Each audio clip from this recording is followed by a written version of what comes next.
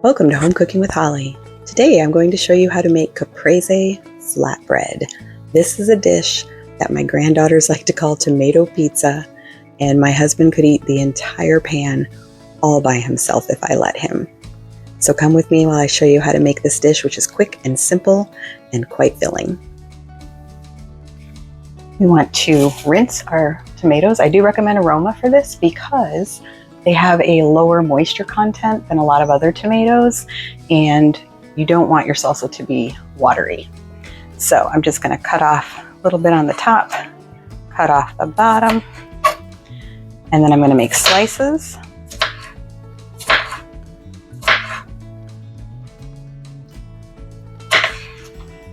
And I just stack them up. We'll see, we'll do 2 stacks. Cut them down the center. And then I just kind of dice them like this. That rocking motion I've mentioned before.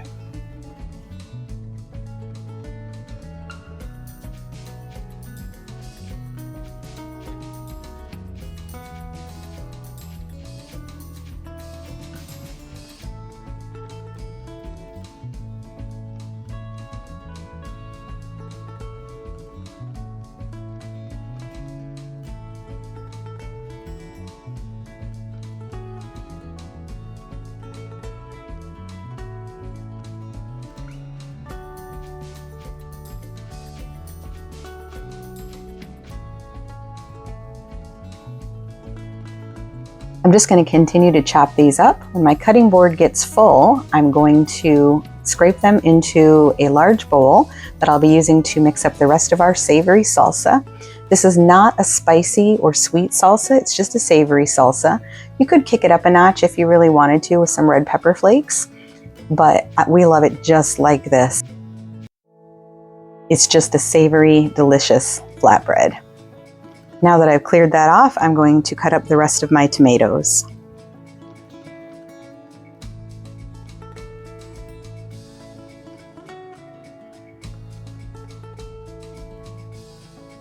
Next, I'm going to add my good friends salt and pepper. Use them in just about everything. I'm going to just to taste, just kind of do a few shakes of each. Then I'm going to drizzle in some olive oil. I'm going to add about 1 teaspoon of my dried basil.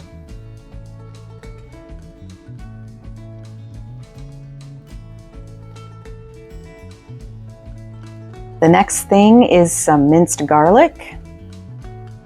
And I like to do just a heaping amount of minced garlic, but just make sure you put in about a tablespoon or so. Now you can always add more if you like more like we do, or you can add a little less if you're not quite a fan of garlic. Now that this is all mixed up, I am going to pop it into the refrigerator and let it chill for about 10 minutes. Next, I'm going to make the dressing. It's kind of like a garlic sauce. And I'm going to take about 1/3 cup of mayonnaise. You can also go higher. You can use up to 1/2 if you would like. I don't want my crust to get soggy, but I also want to make sure I have enough to cover it. And I'm going to add 1 teaspoon of garlic powder. And then I'm going to give this a really good mix and just set it aside.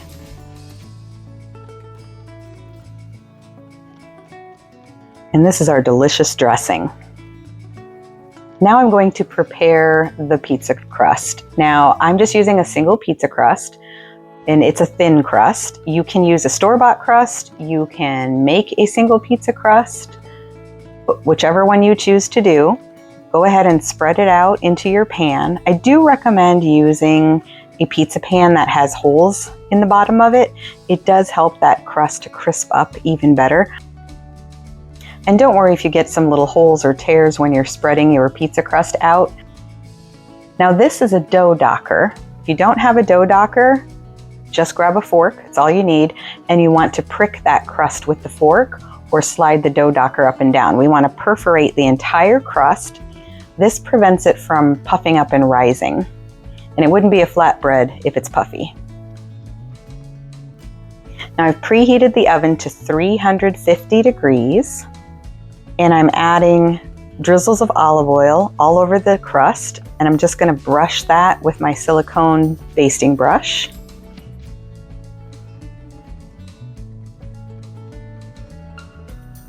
We want to make sure that we cover the entire crust with the olive oil. Now this is going to go into my 350-degree oven for 8 to 10 minutes, sort of like a pre-bake. And while that's in the oven, I'm going to prepare my Parmigiano Reggiano. And you can shred or grate your own. You can buy it already prepared, or of course, there's always that wonderful green can from the store.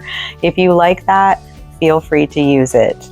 I prefer to shred and grate my own Parmigiano Reggiano. I want to make sure that I have at least half a cup of the grated or shredded Parmesan cheese to go on top. Now I've removed my crust from the oven. It's just going to cool for a couple of minutes here while I get my salsa out of the refrigerator. The salt does pull excess moisture out of there, so we want to make sure that we drain it. And then I'm going to add that dressing with the garlic and mayonnaise we made onto my pizza crust. I'm just going to put dollops all over, and then I'll just use the back of the spoon to smooth it across. And again, you want to make sure you coat all of the crust all the way to the edge. This is our flavorful dressing, and we want it in every bite.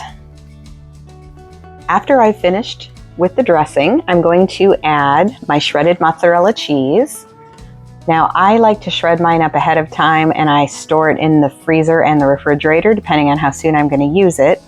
And you can see mine does kind of clump and stick together because it's freshly shredded. So it does not have that cellulose chemical they use for store-bought shredded cheese on it. But I'm just going to break it apart here and spread it all over the crust. And I'm going to use about 1.5 to 2 cups of the mozzarella cheese. Now I have my tomatoes that I have drained.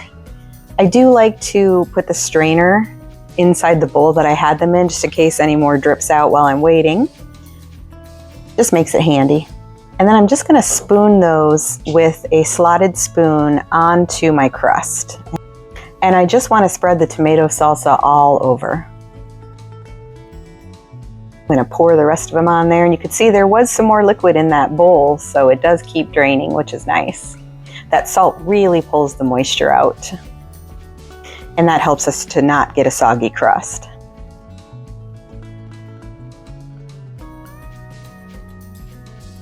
I've also turned the heat up on my oven to 450 degrees. Now I have my shredded Parmesan here. I am just going to sprinkle that all over the top. My oven's almost preheated all the way up to 450. And then we're going to pop this back into the oven for just 5 to 6 minutes. And you do want to keep an eye on it depending on how fast your oven cooks or how hot your oven cooks. They're not always as accurate as you think they should be. So I just like to check it at the 5-minute mark, and then occasionally I will give it that 6th minute. Here it is right before I pop it back into the oven. And this is what it looks like when I pull it right back out. You can see the edge has browned, the cheese is bubbly. Oh, it smells delicious, garlicky, cheesy, absolutely fabulous. I'm gonna cut this into strips. You could also cut it like a pizza if you wanted to. I just find the strips are a little bit easier for serving. And then we're gonna serve it up.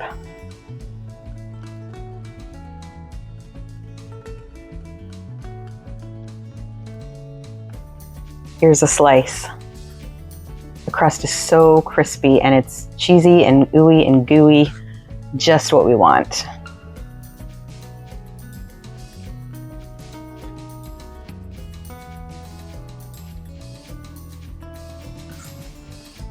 The crispy, crunchy crust is so worth it. It's cheesy, it's tomatoey, it's just delicious. I hope you'll try this out.